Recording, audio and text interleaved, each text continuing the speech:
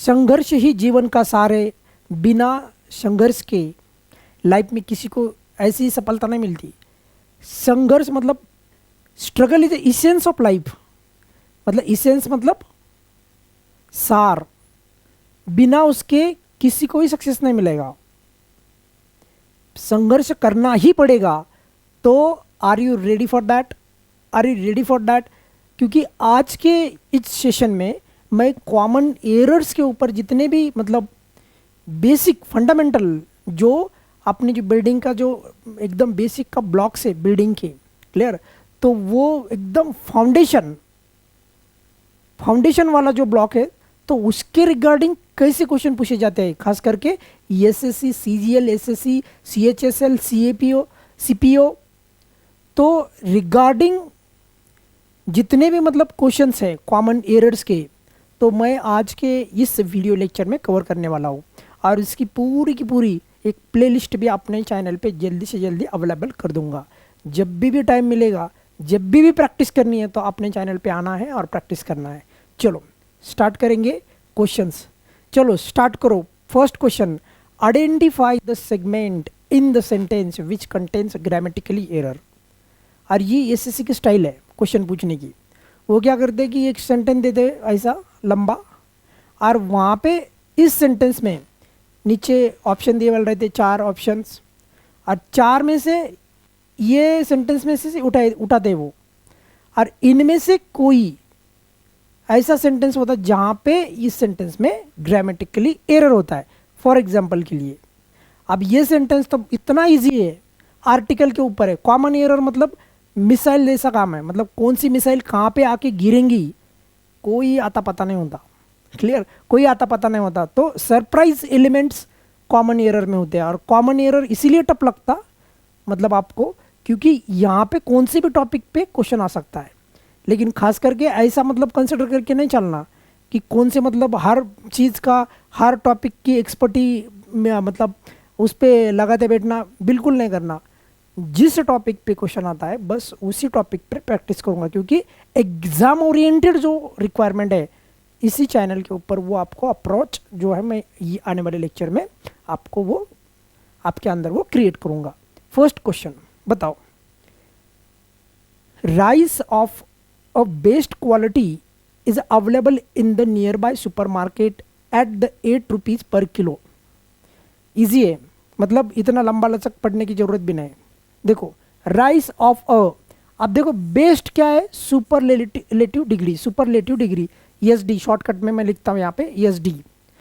कभी भी superlative degree के सामने कभी भी डेफिनेट आर्टिकल आता है, दैट इज आवर रूल।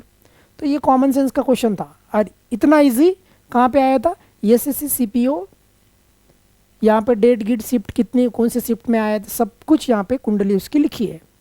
आपको सिर्फ क्या करना है कि एसएससी का क्वेश्चन मतलब पूछने की स्टाइल क्या है, कैसे क्वेश्चन पूछे जाते हैं, कितने टफ होते हैं, बस ये आपको पकड़ना है और उसके साथ ही खेलना है।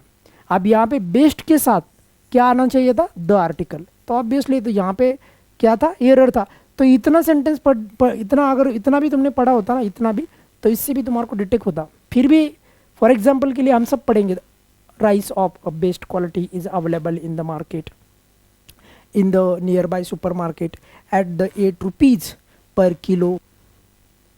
लेकिन हमको पता यहीं पे चला कि राइस ऑफ द बेस्ट के सामने, सुपरलेटिव डिग्री के सामने कभी भी आर्टिकल द आता है, डेफिनेट आर्टिकल आता है, ये या एन आर्टिकल नहीं आता। तो ऑब्वियसली यहाँ पे ये नंबर इसका ऑप्शन हुआ, क्योंकि वहाँ पे एग्जाम में टाइम कम होता है, जल्दी से क्वेश्चन को डिटेक्ट करना पड़ता है और जल्दी से आंसर निकालना पड़ता है, और वो भी एक्यूरेट। तो ऑप्शन नंबर क्या बनेगा, ये वाला। चलो क्लियर, मैं ज़्यादा अब इसको घुमा फिरा के नहीं बताने वाला आपको, ईजी है तो ईजी वे में ही मैं इसको आपको बताने वाला हूँ। Next question, identify the segment in the sentence which contains grammatically error. फिर से मैं बोल रहा, एसएससी का पैटर्न कैसा है कि एसएससी आपको एक सेंटेंस देती है और उसमें आपको पूछती है कि बताओ इस सेंटेंस में कहाँ पे ग्रामेटिकली एरर है, और उसके लिए आपको बाकायदा 4 ऑप्शन भी दिए जाते हैं। बताओ, that man would have attacked you if you went that way. अब इजी क्वेश्चन है ये भी, मतलब ज़्यादा डिफिकल्ट नहीं है। कुछ कंडीशनल जो टॉपिक है उसके ऊपर ये क्वेश्चन है। वेरी इजी कैसा है बताओ। देखो, that man would have attacked you if you went that way. If के साथ का जो भी क्लॉज होता है उसको बोलते हैं हम कंडीशनल क्लॉज। यहाँ पे कंडीशन रहती है और कंडीशन का रिजल्ट यहाँ पे लिखा रहता है इसमें मेन क्लॉज में। तो इसको क्या बोलेंगे हम, प्रिंसिपल क्लॉज या मेन क्लॉज या फिर रिजल्ट क्लॉज। रिजल्ट क्लॉज मतलब अगर उस रास्ते से वो जाता तो फिर क्या होता, उसके वो आदमी के द्वारा अटैक होता, मतलब ये रिजल्ट है। ये क्या है, कंडीशनल। मैं आने वाले लेक्चर में कंडीशनल क्लॉज में आपकी कॉन्सेप्चुअल क्लैरिटी एकदम नेक्स्ट लेवल बनाने वाला हूँ। क्लियर। तो जब भी देखो, जब भी रिजल्ट क्लॉज, अब ये जो रिजल्ट क्लॉज है इसमें क्या है, वुड हैव प्लस V3। तो यहाँ पे भी उसके साथ जो भी क्लॉज आने वाला है कंडीशनल में, कंडीशनल सेंटेंस में वुड हैव के साथ हैड प्लस V3 आता है, हैड प्लस V3। लेकिन यहाँ पे क्या है, सब्जेक्ट प्लस V2 है, सिंपल पास्ट टेंस वाला, तो ये नहीं चलने वाला। तो यहाँ पे क्या होना चाहिए, ये तो इसका एरर हुआ, मतलब कहाँ पे एरर आ रहा है, यहाँ पे एरर आ रहा है। बस इतना भी आपको समझ में आ गया, आंसर निकल गया। क्लियर। क्योंकि वहाँ पे तो आपके पास मतलब तुम अगर वहाँ पे मतलब दिमाग लगाते बैठेंगे कि अच्छा इसके ऊपर मतलब ये ऐसा होना चाहिए था, वो वैसा, आंसर आया ना, आपकी कॉन्सेप्चुअल क्लैरिटी है ना, वुड हैव प्लस V3, तो उसके साथ हैड प्लस V3 की कॉन्सेप्ट होती है। क्लियर। चलो, तो हैड प्लस V3, तो इसीलिए if you had gone, if you would have gone मतलब सेंटेंस क्या बनेगा, that man would have attacked you, comma if you had gone that way. Clear. तो आंसर नंबर बनेगा फर्स्ट वाला। चलो नेक्स्ट, इजी सेंटेंस है और एसएससी क्वेश्चन कैसे पूछती है, मतलब अभी ये CGL को क्वेश्चन पूछा था टायर 1 टायर 2 के लिए। बताओ, आइडेंटिफाई द, वही सेंटेंस है, वो रेड लाइन वाली वही है। बताओ, रिसेंट में भी कैसे क्वेश्चंस, कितना पैटर्न चेंज हो रहा है, कैसे क्वेश्चन आ रहे, जितना उसके साथ कनेक्ट होना है एसएससी के पैटर्न के साथ, एसएससी के इंग्लिश ग्रामर के ऊपर के जैसे क्वेश्चन, जो भी क्वेश्चन आ रहे हैं उसके साथ अगर 100% कनेक्ट होना है, तो आने वाले लेक्चर में मैं वही आपके साथ करने वाला हूँ कि किस तरह के पैटर्न बन रहा है और कौन से पैटर्न पे आपको काम करना है। I want you to complete this work by 2 days। अब देखो, बाय की जो फ्रेज, बाय के साथ, बाय प्रीपोजिशन के साथ जो फ्रेज लगने वाली है, तो यहाँ पे आप क्लियर होना चाहिए, यहाँ पे क्लियर होना चाहिए। बाय मतलब तब तक, लेकिन यहाँ पे दूसरा भी एक प्रीपोजिशन रहता है, वो रहता है विदिन। विदिन मतलब अंदर, मतलब 2 दिन के अंदर, 2 दिन तक, 2 दिन के अंदर, 2 दिन तक, 2 दिन तक मतलब बाय वाला, और 2 दिन के अंदर मतलब विदिन वाला। तो यहाँ पे क्या लगेगा, विदिन। तो अगर रिपीट इस तरह का कोई अगर सेम पैटर्न पे क्वेश्चन फॉलो होता है या तो फिर फ्रेम होता है, तो उसको जल्दी से जल्दी उड़ाना है, तब भी ये क्वेश्चन छोड़ने का फ़ायदा है, अदरवाइज कोई मतलब फ़ायदा नहीं, फालतू टाइम पास हो जाएगा फिर तुम्हारा भी और मेरा भी। क्योंकि ये जो पैटर्न है, पैटर्न को कॉपी करके ही आपको उसको मैच करना है, किसके साथ, एसएससी के साथ। तो यहाँ पे क्या होना चाहिए था, बाय के बदले विदिन। तो कहाँ पे था एरर, कहाँ पे था, तो इतने इस फ्रेज में था, बाय के फ्रेज में। क्लियर। बाय की फ्रेज जो है और विदिन की फ्रेज है, उसके और भी मतलब टेंस के बारे में फॉर की फ्रेज है, तो उसके साथ मतलब किस तरह से क्वेश्चन बदल सकता है, मतलब टेंस में कैसा एरर हो सकता है, तो ये मैं आने वाले लेक्चर में आपको बताने वाला हूँ। क्लियर। तो यहाँ पे एरर था, बाय के बदले क्या चाहिए था, विदिन, मतलब 2 दिन के अंदर। चलो, तो डी वाला उसका ऑप्शन होने वाला है। Next, small cafe at the end of the road is her. Small cafe कहाँ पे, at the end of road, मतलब रोड के एंड में वो जो छोटा वाला जो कैफे है, तो वो किसका है, उसका है। लेकिन हर क्या है, पजेसिव एडजेक्टिव। लेकिन जब भी हम बिलोंगिंग या ओनरशिप का यहाँ पे उपयोग करेंगे सेंटेंस में, तो तब हर्स होना चाहिए, पजेसिव प्रोनाउंस, पजेसिव एडजेक्टिव नहीं। और पजेसिव प्रोनाउन जो रहता है वो सेंटेंस के लास्ट में आता है, और पजेसिव एडजेक्टिव के बाद तो कोई तो मतलब my car for example, my क्या है, पजेसिव एडजेक्टिव, उसके बाद क्या आएगा, noun. For example my car, my pen, तो पेन कार क्या है, नाउन है। तो ये माय क्या है, तो माय सेम क्या है, पजेसिव एडजेक्टिव है। हर पेन, हर कार, समझे। तो यहाँ पे क्या है, हर, तो हर क्या है, पजेसिव एडजेक्टिव, पजेसिव एडजेक्टिव के बाद तो नाउन आता है, तो यहाँ पे तो नाउन नहीं है, तो इसका मतलब यही पे एरर है। कॉमन सेंस अप्लाई करो, ज़्यादा मतलब ज़्यादा स्ट्रेच नहीं करना, ज़्यादा दिमाग नहीं लगाना, बस कॉमन सेंस अप्लाई करो सिंपली। क्लियर। तो इज हर, तो बदले में क्या चाहिए था, सही सेंटेंस क्या होगा, हर्स। हर्स मतलब ये पजेसिव प्रोनाउन जिसमें नाउन का भी भाव रहता है, मतलब हर्स क्या, तो कैफे। पजेसिव प्रोनाउन में क्या क्या होता है, तो पजेसिव प्रोनाउन प्लस नाउन का भी भाव उसमें हो जाता है ऑटोमेटिकली, इसमें मतलब वो पजेसिव प्रोनाउन में होता ही है। क्लियर। मतलब हर्स मतलब उसका, लेकिन उसका क्या, उसका कैफे, स्मॉल कैफे जो एंड में, रोड के एंड में। क्लियर। तो ऑप्शन यहाँ पे जो है लास्ट में एरर था, ग्रामेटिकल एरर, बी वाला ऑप्शन। चलो नेक्स्ट। क्लियर। तो ऐसा इजी जो क्वेश्चन है, अब ये तो मैं खुद तो नहीं बना रहा है क्वेश्चन, ये एसएससी पूछ रही है, बस वही क्वेश्चन आपको पढ़ाई करना है, वही क्वेश्चन को आपको समझना है, और वही क्वेश्चन की मतलब इससे भी मतलब टफ क्वेश्चन बनते हैं।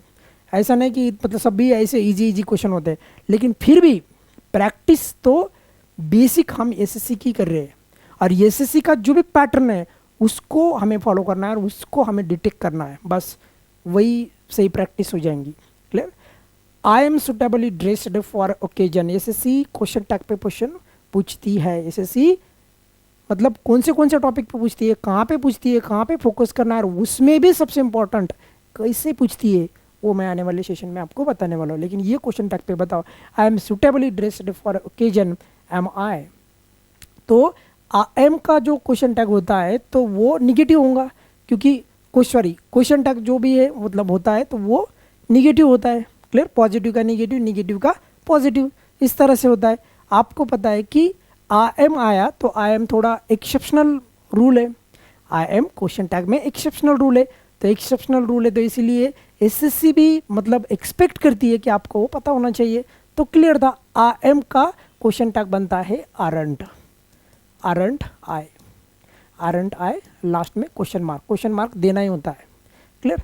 लेकिन यहाँ पे इसने जो फ्रेम किया है ना क्वेश्चन, तो क्वेश्चन जो एम और यहाँ पे ऐसा क्वेश्चन मार्क भी होना चाहिए एसएससी, बिना इसके नहीं चलता ये।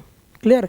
तो सिर्फ एम ये यहाँ पे नहीं है, तो ये इतना ही, ये सब कुछ लेना चाहिए, फिर जाके सही ऑप्शन बनेगा। फिर भी छोड़ दो, वो बी वाला ऑप्शन है, बी वाला क्या लिखा, एम। क्लियर। लेकिन एम आई, एम नहीं, एम आई, और यहाँ पे क्या दिया, एम, तो यहाँ पे क्या लिखा है, एम आई, तो यहाँ पे एरर है।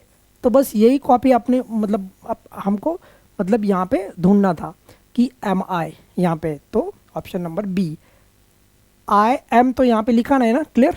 लेकिन क्वेश्चन टैग चाहे ये हो नहीं तो ये हो, ये होता ही नहीं है। ये तो आपको कॉन्सेप्चुअल क्लैरिटी, इतनी तो बेसिक फंडामेंटल तो आपको पता है, क्योंकि आई एम का क्वेश्चन टैग एरेंट आई होता है, आई एम का क्वेश्चन टैग एरेंट आई होता है, और एक्सेप्शनल रूल इसीलिए क्वेश्चन टैग के आपको करने पड़ते हैं। क्लियर।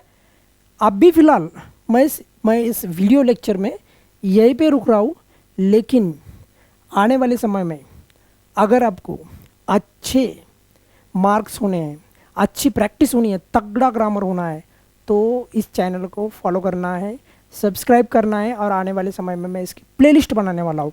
प्लेलिस्ट को जाके सब प्लेलिस्ट ढूंढनी है, सब प्लेलिस्ट को जो है देखना है, सब प्लेलिस्ट की प्रैक्टिस करना है, और जितना मैं एक्सप्लेनेशन दे रहा हूँ उसके साथ साथ तुम एसएससी क्या पूछ रही है इसके साथ कनेक्ट हो जाओ जल्दी से, ताकि वो तुम आने वाले समय में अच्छे मार्क तो आपके बन ही जाएंगे, लेकिन कंपटीशन में जो पीछे रहने की जो संभावना है, मतलब पॉसिबिलिटी, वो भी कम हो जाएंगी। क्लियर। फिलहाल इस वीडियो में हम यहीं पे रुकेंगे। If you have any doubt, कोई भी आप अगर रिगार्डिंग मैंने जितने भी अभी क्वेश्चन एक्सप्लेन किए, तो कोई भी मतलब आपको दिक्कत है या तो फिर आपके पास कोई सवाल है या कोई प्रॉब्लम है, तो कमेंट बॉक्स में पूछो, 100% मैं उसका आंसर देने वाला हूँ। लेकिन before living channel you must have to subscribe. Clear. Subscribe करो, शेयर करो चैनल को, और ज़्यादा से ज़्यादा स्टूडेंट्स को जोड़ो। Clear. Thank you so much.